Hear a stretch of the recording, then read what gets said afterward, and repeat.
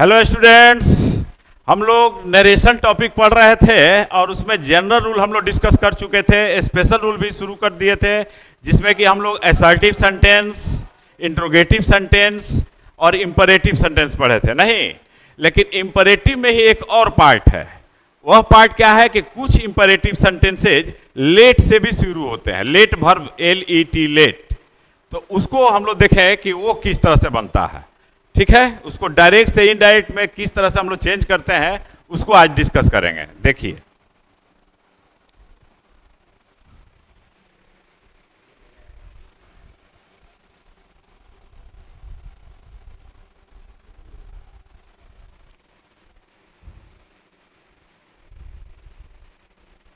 हम लोग डिस्कस क्या कर रहे थे, तो इंपरेटिव सेंटेंस। नहीं, तो पिछले क्लास में जो हम लोग डिस्कस किए थे, जो डायरेक्ट V1 से शुरू हो रहा था या डू नॉट से शुरू हो रहा था, लेकिन कुछ इंपरेटिव सेंटेंस लेट से भी शुरू होते हैं। जैसे कहते हैं कि लेट्स गो टू द जू।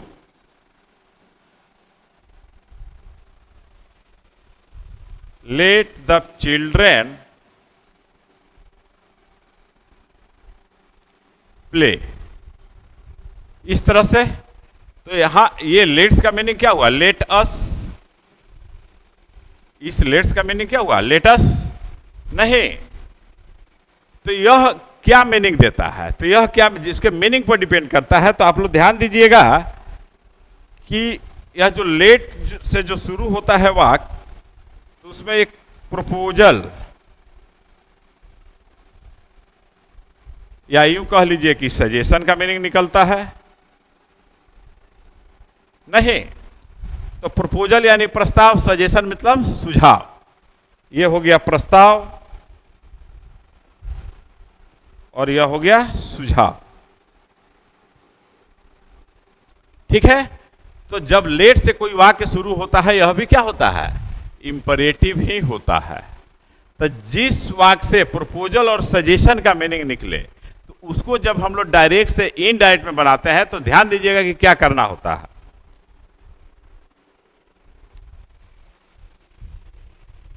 सेड को हम लोग बदल देंगे प्रोपोज्ड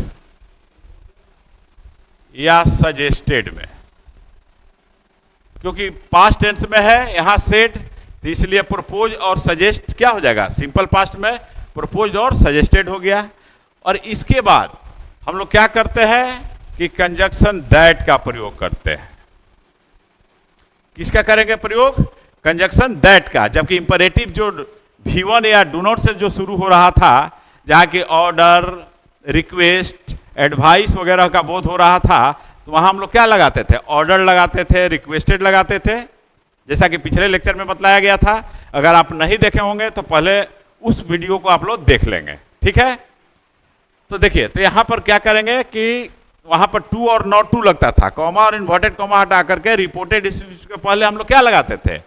इन्फिनिटिव पार्टिकल टू या नॉट टू निगेटिव रहता था। तो अब इसमें क्या होगा कि दैट लगेगा, जैसे आप जनरल रूल में लगाते थे।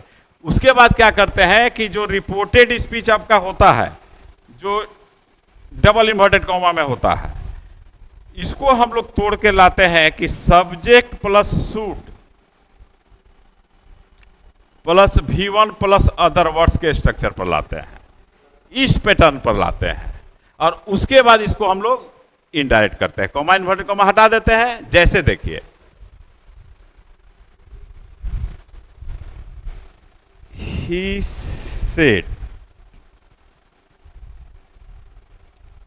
Let me do my work. मान लीजिए कि यही आपको सेंटेंस दे दिया गया। अब कहा जाए कि इसको आप इनडायरेक्ट में बदलिए, तो सिंपली यहां पर क्या हो जाएगा? ही प्रपोज या ही सजेस्टेड। तो प्रपोज हम लिखते हैं दैट। अब ये मी जो है यह सब्जेक्ट बन जाएगा ये।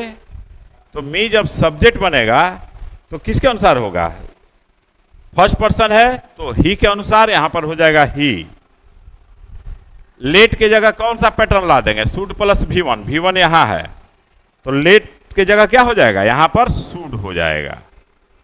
शुड डू माई किस में बदल जाएगा? जब मी ही में बदला तो माई हीज में बदल जाएगा, और यहां पर हो जाएगा his work, comma inverted comma हट जाएगा।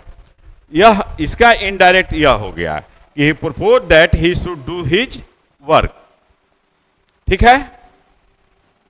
अब दूसरा एक सेंटेंस देखिए, इसको समझ लीजिए कि जब लेट से शुरू करेंगे तो क्या लिखेंगे? प्रपोज या सजेस्टेड लिखेंगे रिपोर्टिंग वर्ब के जगह, कॉमा इन्वर्टेड कॉमा हटा करके वहां दैट का प्रयोग करेंगे।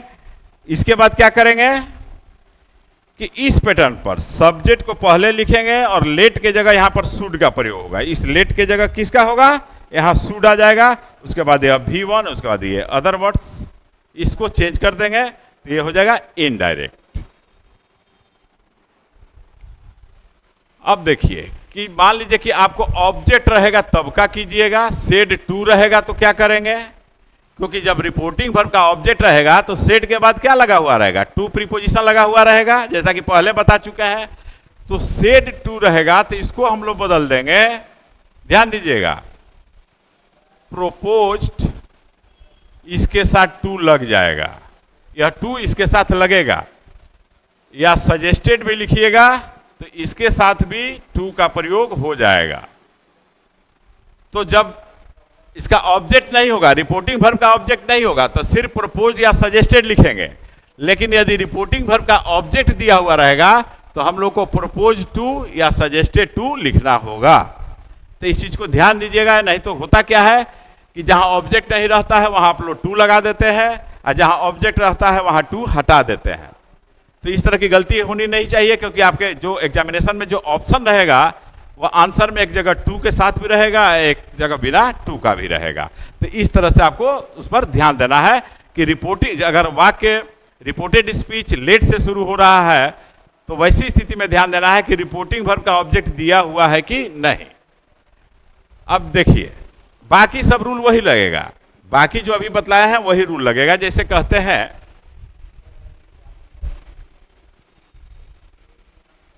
he said to me,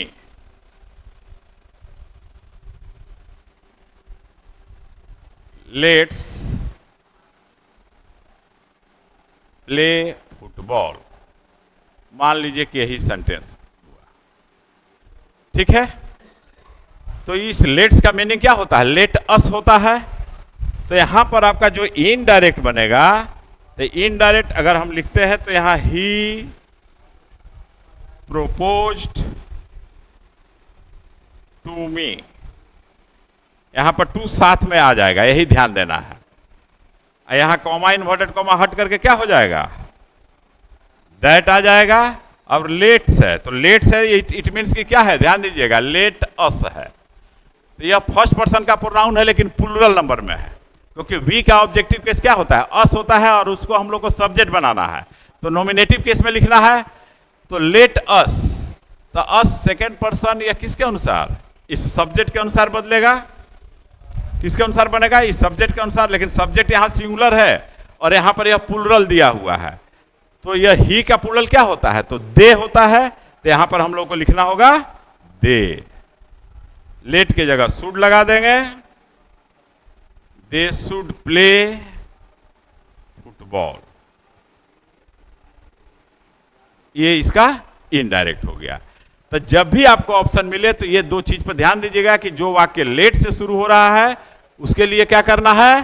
subject plus should plus V1 के स्ट्रक्चर पर आपको रिपोर्टेड स्पीच को रख देना है। रही बात रिपोर्टिंग वर्ब का, तो रिपोर्टिंग वर्ब का जब ऑब्जेक्ट दिया हुआ रहेगा तो प्रपोज टू या सजेस्टेड टू में बदलेंगे, जैसा कि आपको यहां बतलाया गया है। और यदि मान लीजिए ऑब्जेक्ट नहीं दिया हुआ रहे तो वैसी स्थिति में क्या करना है?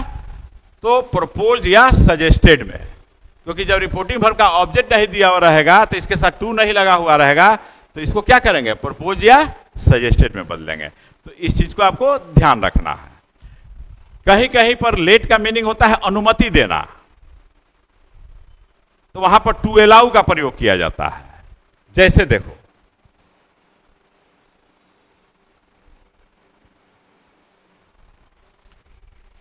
जैसे हम लिखते हैं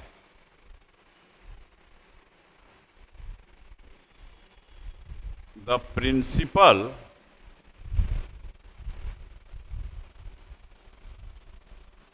said to the peon,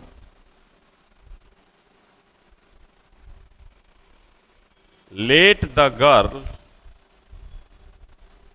come in. मान लो यही दिया हुआ, लेट द गर्ल कम इन, माने लड़की को अंदर आने दो, क्योंकि प्यून से कह रहे हैं तो यहां किस चीज का बोध हो रहा है। अब यहां पर थोड़ा सेंस देखना है। तो कभी कभी लेट से आपको क्या, किसका मीनिंग निकलेगा? एलाऊ का।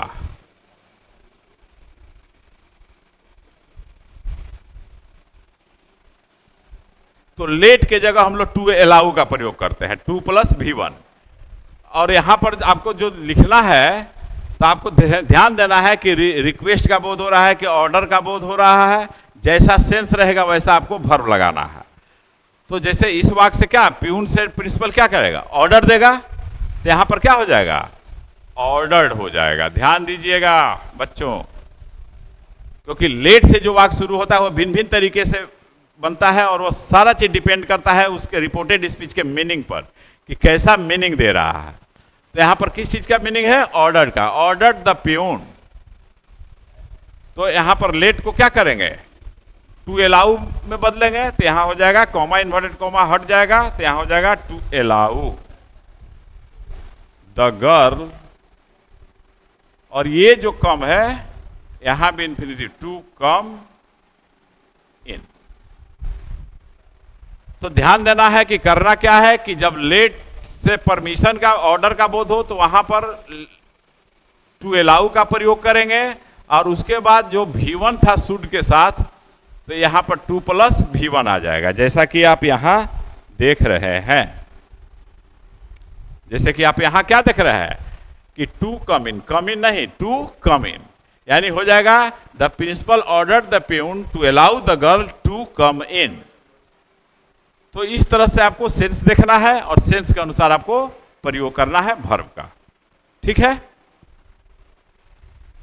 तो हम लोग को क्या ध्यान देना है कि वाक्य इंपरेटिव सेंटेंस V1 से शुरू हो रहा है, कि डोंट से शुरू हो रहा है, कि लेट से शुरू हो रहा है। तो ये दोनों तो आपको पिछले लेक्चर में बतलाए थे, अगर नहीं देखे होंगे तो आप लोग देख लेंगे। ठीक है? रिवाइज कर लेंगे। और आज आपको हम बतलाए हैं कि जब रिपोर्टेड स्पीच लेट से शुरू हो तब वहां पर किस वर्ब का प्रयोग होगा।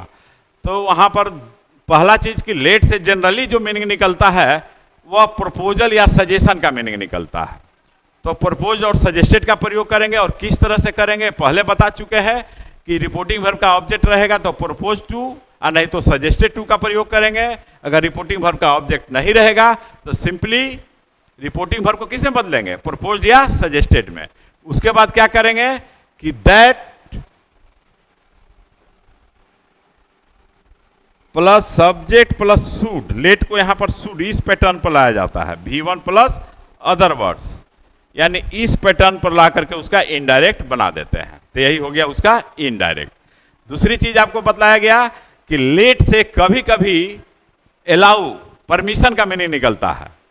तो जब परमिशन का मीनिंग निकलेगा तो वैसी स्थिति में यहां पर रिपोर्टिंग वर्ब को उसके सेंस के अनुसार ऑर्डर्ड या रिक्वेस्टेड में प्रयोग करते हैं। अगर प्लीज शब्द लगा हुआ रहेगा या वैसा सेंस निकलेगा कि हाँ यहां पर रिक्वेस्ट किया जा रहा है तो यहां रिक्वेस्टेड भी लगा सकते हैं।